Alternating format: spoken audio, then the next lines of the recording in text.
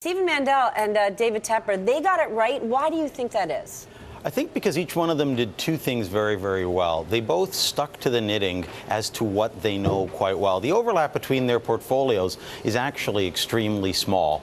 And when we look at the names that you would have seen with someone like a Stephen Mandel, a Priceline.com, they get involved, they buy up, they buy Kayak. They are very much a business that is in play. Stephen Mandel's background was as an ex-Tiger Cub. So that's a guy who digs deep into his positions. And before that at Goldman Sachs, as a retail analyst. So you've got the Priceline.com position. You've got the Cognizant Technologies, which is sort of a bit of a cloud play on that. And he's also willing to go into Dollar General. And one of the things that you will see that he does is move his sector exposures around actually quite actively. He was playing just as he played... Okay, sectors, but not asset classes. But not asset classes, exactly right. And he was playing a consumer turnaround. He was playing a consumer turnaround. He's playing a cloud theme. He's gotten completely or broadly out of the Kinder Morgan and and he had some commodity component to it that he's drawn right down again.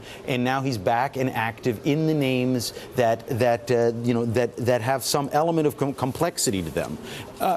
Not least of which was Priceline, which, by the way, a lot of people took to be completely dead as the name your own price model died. Well, they moved away from that. They bought the they bought the Kayak team. Overall, their entire portfolio looks very, very different than you would see in the typical hedge fund and in the typical guy. And by the way, his positions, 5-6% names, are not uncommon for him to take a 6% position. This is double or triple what you might see, for example, at a UBS style of a hedge fund where you don't want to take that risk. If you risk. have this kind of hedge fund, you're allowed to have massive concentrations in a smaller amount of names? Absolutely. And he would be looking at some 50-odd names maximum, of which a quarter may be relatively smaller. If you look at his top 20 names, I would bet you they would account for, when we did a study of this years ago, they would probably account for 80% of his profits and 60% of his assets in the top 20, 30 names. You would know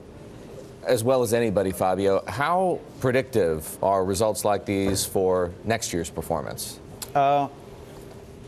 Except in the case of someone like him, which has had such a long run, and when we look at Appaloosa in a minute. I mean, Appaloosa's had the best long-term track record, I think, of any hedge fund out there. Absolutely, and you know what? They went every dollar long banks in 2009 made 135%.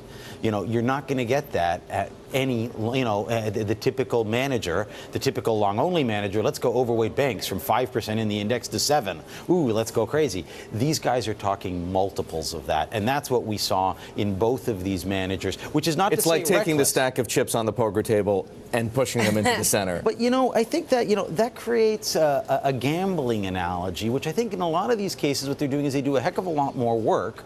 There was a study done, and this is, I hate to get incredibly academic. There was a study done. Nerd out. We're the right Nerd out, exactly.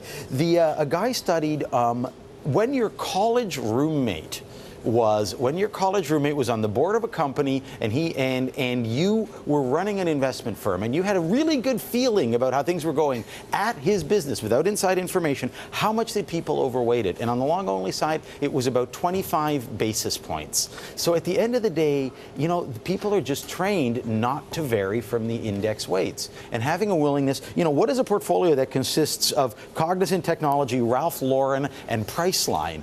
What is your theme here? My theme is what goes up and what looks like it's going to make me money. And that, I think, would be the answer that you get from Steve Mandel.